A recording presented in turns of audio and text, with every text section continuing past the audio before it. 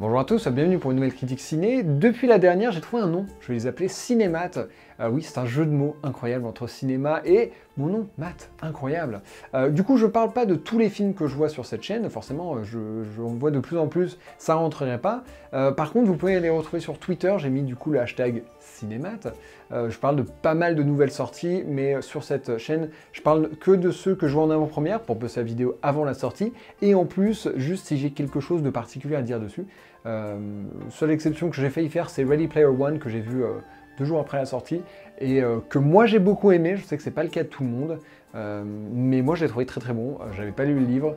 Après oui, clairement, c'est voilà, c'est l'apologie des années 80, c'est que des références, mais je trouvais déjà qu'il était très très bien équilibré comme film. Mais bon, on n'est pas là pour parler de ça, on est là pour parler du dernier Wes Anderson, L'île aux chiens, Isle of Dogs, qui est intégralement en stop motion et qui est l'un des films les plus particuliers, les plus originaux que j'ai vus depuis très très longtemps.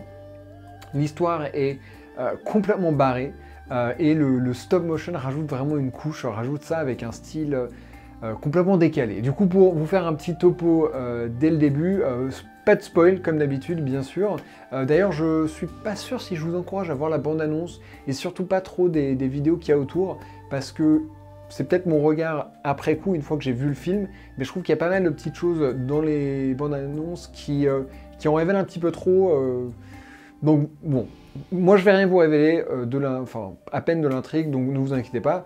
Du coup, tout ce que je vous dirais, c'est que L'île aux chiens, ça se passe 20 ans dans le futur, dans la ville de Megazaki au Japon.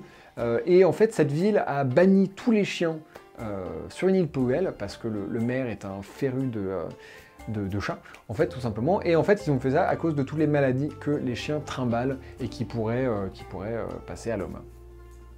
Et en fait, l'intérêt du film, c'est qu'un enfant voyage jusqu'à cette île dans un petit avion pour sauver son chien à lui, qui d'ailleurs était le tout premier chien à être exilé. Et en chemin, il rencontre une bande de chiens, j'allais dire de chiens errants, mais non, c'est juste qu'ils sont sur une île, et parce qu'ils ont été rejetés, et ces chiens vont l'aider. La grosse particularité du film, qui est particulier, mais je trouve que ça marche vachement bien, c'est que on comprend les chiens intégralement. Ils parlent anglais ou français selon la version que vous regardez. Et il y a aussi une étudiante américaine qu'on comprend, parce que du coup, elle parle anglais. Par contre, les japonais, on ne les comprend pas. On ne comprend pas le japonais. Alors je serais assez curieux d'aller voir le film avec un ou une japonaise. D'ailleurs, j'en ai une dans ma famille, donc ça vaudrait peut-être le coup de demander qu'est-ce qu'il raconte. Est-ce que c'est que de la merde, ou, connaissant Wes Anderson, c'est plutôt ce qu'ils disent vraiment qui parfois est traduit. Mais je suis sûr qu'en fait, il y a beaucoup de choses qu'on loupe juste parce que c'est pas traduit, et ça fait un peu partie du charme de la chose. Mais du coup, de temps en temps, pas toujours, c'est traduit pour nous, seulement quand il y a un interprète. Ça me fait un petit peu penser à l'époque, au début du cinéma, quand on entendait de la musique. Aujourd'hui, on entend de la musique juste pour nous mettre dans l'ambiance, etc., dans un film. À l'époque, s'il y avait de la musique, c'est que ça jouait dans la scène, donc ça venait d'une radio, quelqu'un était effectivement en train de jouer, c'est notamment pour ça que les comédies musicales étaient aussi répandues.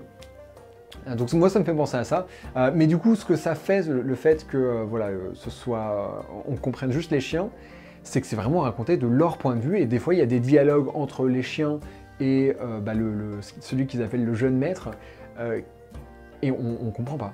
Enfin, le jeune maître dit quelque chose, et eux ils vont complètement ailleurs, et en fait il y a un problème de compréhension qui est assez proche de ce qu'il y a vraiment entre des hommes et des chiens. On ne se comprend pas tout à fait. Même si les chiens sont quand même extrêmement intelligents dans ce film.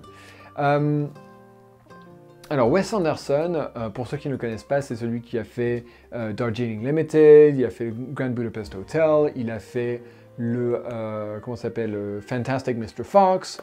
C'est un féru de symétrie. Il adore la symétrie. Grand Budapest Hotel est le meilleur exemple de ça.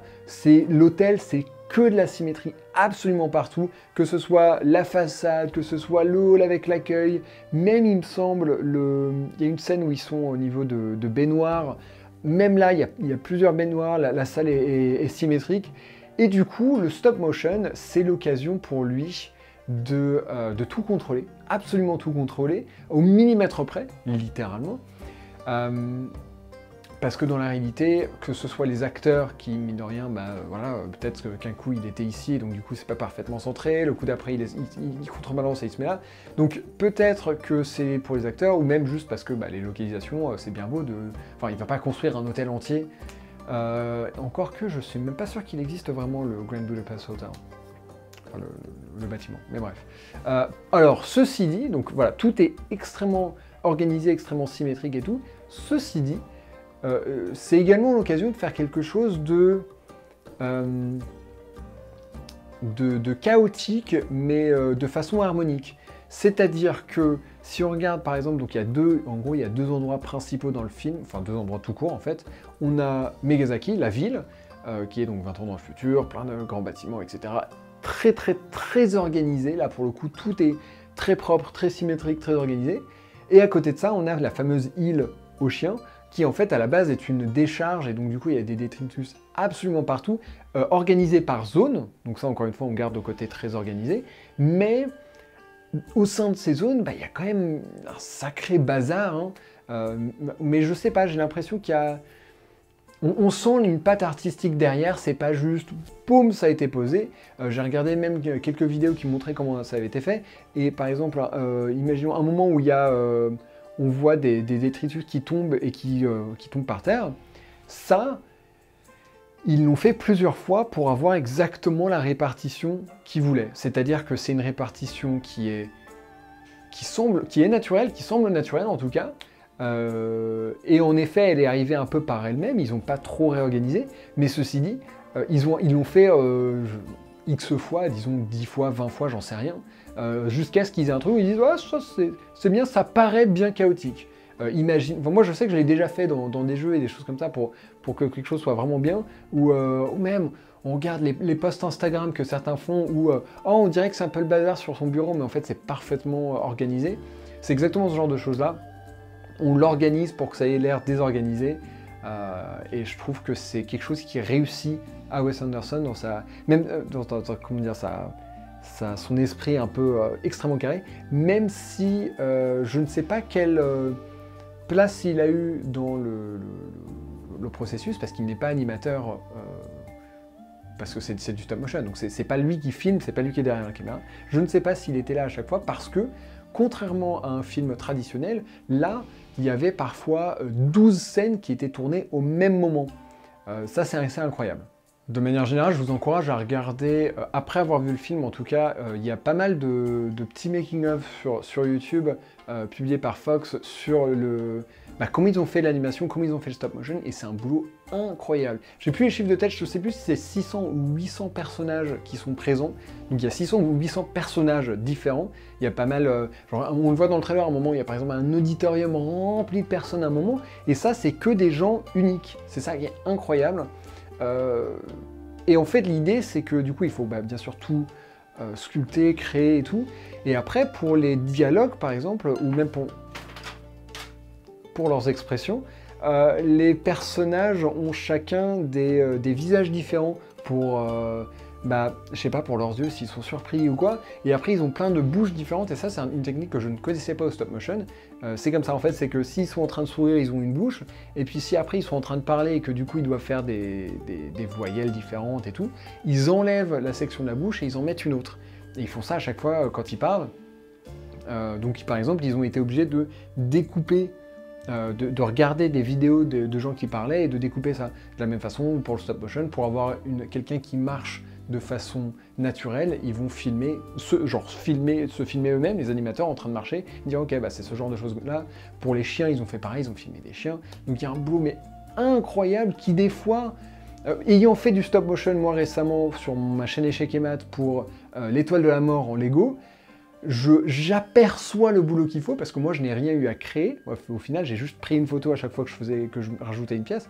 Eux, non seulement il y a ça, mais il faut également créer tout ce qu'il y a derrière, et des fois créer des décors gigantesques, genre la ville en elle-même, c'est quand même un boulot assez phénoménal de la construire, et pourtant on la voit dans 5 plans. En tout et pour tout, elle passe 10 secondes à l'écran, enfin c'est phénoménal. Donc ça c'est vraiment un travail de titan, et tout est en stop motion, tout est en petite... en petites figurines, où tout est minuscule en tout cas, même les explosions ou la fumée. À un moment, j'y avais pas forcément pensé en regardant le film, mais en regardant encore une fois les making-of, on voit la fumée qui bouge et qui est sur des fils, et du coup, on voit les mecs qui arrivent et qui bougent les petites boules de fumée le long du fil pour les monter légèrement, jusqu'à ce qu'on les voit plus. C'est incroyable comme dévotion à tout ça, c'est un travail de titan. Alors vous commencez à me connaître, j'ai vu le film en VO comme d'habitude, donc je ne peux pas parler pour la VF. De toute façon, je recommande toujours de regarder les films en VO, que ce soit de l'anglais ou autre chose. Mais le voice acting en anglais est absolument incroyable. Chaque personnage a vraiment une personnalité qui lui est unique et qui marche bien avec la voix. Et notamment, il y a plein de stars. Il y a Bryan Cranston pour Chief, qui est le personnage le plus important, je dirais. Edward Norton, qui a une personnalité... Enfin, sa voix va tellement bien avec. Il y a Bill Murray, qui est dans tous les Wes Anderson. Jeff Goldblum, avec son... Il a sa voix, il fait Jeff Goldblum, qui est un personnage très particulier, son personnage est très particulier. Scarlett Johansson, voix très sexy, qui apparaît beaucoup moins. Et bon, plein d'autres. Il y a Yoko Ono qui joue elle-même, elle joue un humain. C'est très particulier, mais on s'y attache à ces bestioles. Vraiment, c'est très réussi au niveau du voice acting. Et bon, il y a un tableau de chasse de noms incroyable, mais ils ont tous vraiment une personnalité qui leur est unique, et je pense pas qu'il est... parce qu'il a déjà joué avec des acteurs beaucoup moins... utilisé des acteurs beaucoup moins connus, mais je pense pas que Wes Anderson ait choisi ces acteurs-là pour leur nom uniquement, juste ils fonctionnent bien avec le personnage. Donc ça c'est assez cool, et d'ailleurs ils ont fait des interviews que je vous décourage de voir avant le film parce que ça spoil un petit peu, des acteurs, et ensuite ils ont modelé les chiens, et donc du coup c'est le chien qui parle, mais avec la voix de l'acteur, et du coup il parle de l'acteur, il parle du personnage, c'est très particulier, mais vraiment fascinant comme façon de faire. Et du coup on va terminer par la musique. J'aime bien toujours faire une petite touche à la musique, et surtout que ici, elle est déjà premièrement incroyablement variée, on a vraiment de tout. Et je la trouve très affirmée en fait. C'est pas juste une musique d'ambiance comme on a dans beaucoup de films en ce moment, ou juste de la musique pour te mettre dans le mood, et là, enfin voilà, c'est pas juste de la musique épique ou de la musique triste ou quoi que ce soit, non, c'est de la musique qui joue un rôle et qui donne une vraie couleur à la scène en fait. Et ça me change et c'est vraiment intéressant. Et par contre, j'ai la musique, j'espère que ça pète pas trop le micro, qui est... c'est comme ça que le gamin appelle son chien, et il le chante, enfin il le siffle tout au long du film. Et du coup là, ça fait plusieurs semaines que j'ai vu le film, et régulièrement avec ma femme, on s'appelle, enfin on s'appelle pas comme ça en mode on se siffle, mais c'est une petite comment dire, référence qu'on fait régulièrement à la maison. Donc voilà. Bon bah écoutez, voilà tout ce que j'avais à dire sur le film. Je vous le recommande vivement, que vous aimiez Wes Anderson, que vous aimiez le stop motion, ou juste, je sais pas, enfin, j'ai des dessins animés, c'est pas un dessin animé, vraiment pas, et il a des thématiques pas adultes, mais c'est pas un film pour enfants, enfin, quoique, oh, pourquoi pas, si, ça pourrait convenir aux enfants, ça convient à tout le monde, il est génial, allez le voir, il est excellent, c'est un plaisir.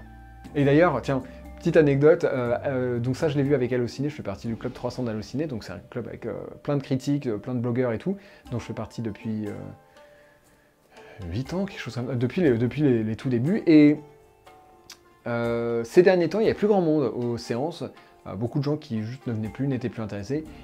Il a suffi qu'il projette un film de Wes Anderson pour que d'un coup il y ait plein de gens à la projection. Donc comme quoi, non seulement, bon bah c'est Wes Anderson, donc ça a intéressé les gens, mais j'ai vraiment l'impression que les thèmes et la façon de faire du film a vraiment capturé l'intérêt des critiques, et j'espère qu'il va faire la même chose pour le public, parce que vu le boulot et vu le résultat, ça vaut vraiment le coup. Voilà, en tout cas merci à tous de m'avoir suivi pour cette vidéo. Je pense que la prochaine sera Solo, le nouveau Star Wars qui sort en mai, et puis d'ici là n'hésitez pas à jeter un coup d'œil notamment à ma chaîne Échecs et Maths où je fais des vidéos sur les jeux de plateau. J'en ai une qui sort, j'ai une interview dessus qui sort très bientôt.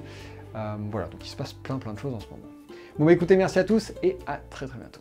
Bye bye.